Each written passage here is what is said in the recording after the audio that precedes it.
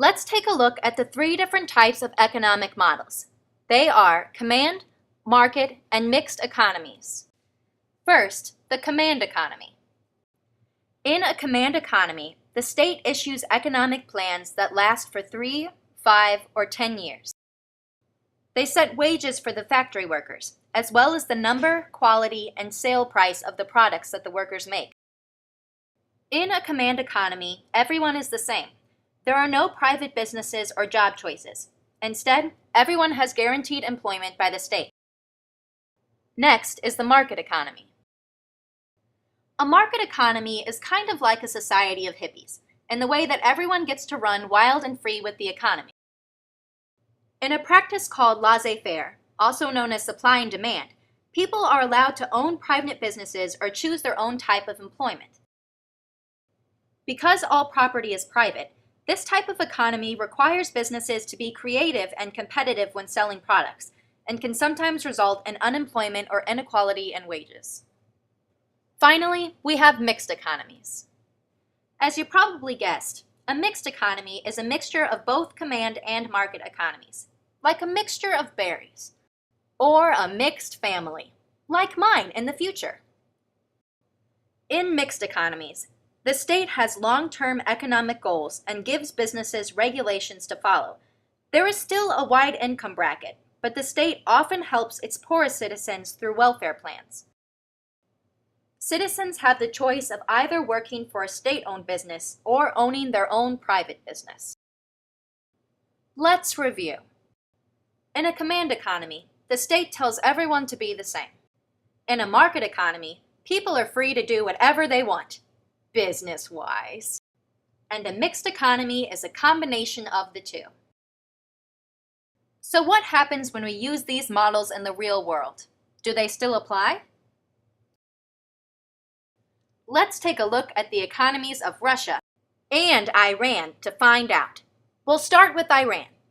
After the Islamic Revolution in 1979, the Iranian government set 4 new economic reforms. First, they nationalized all industry, including the NIOC, or the National Iranian Oil Company. Next, the constitution divided the economy into 3 sectors, with the majority of the sectors being state-owned businesses.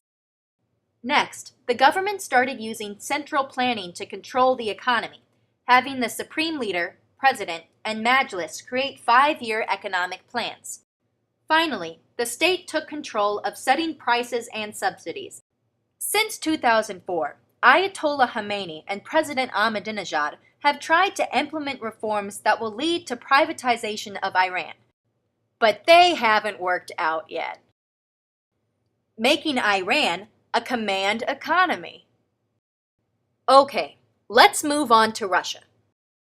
Russia, like Iran, once had a command economy as well, back when it was still the Soviet Union and very communist. But in 1988, President Boris Yeltsin took major steps towards privatization with the use of shock therapy. Yeltsin had 3 stages of privatization. These stages made state property private, gave employees stock of the companies, and auctioned off state shares to the public. Go Yeltsin! When Putin came into office, he nationalized the media and Yukos Oil Company, and he used the money to pay back wages and benefits to the Russian citizens. Okay, Putin, get it? But then, in the worldwide recession in 2008, Russian oil prices dropped 70%, and the stock market dropped to 54%, causing a financial crisis. Putin's popularity plummeted. That's okay, Putin. To recap, Yeltsin's 3 stages of privatization plus Putin's nationalization of several industries makes Russia a mixed economy. Economic models can be applied to any country, since every country has an economy, or at least they're trying. For example, China has a command economy, and countries such as Nigeria, Mexico, and the UK have mixed economies. And no one has a market economy because no one is crazy enough. This has been Economic Models with Katherine Eckert.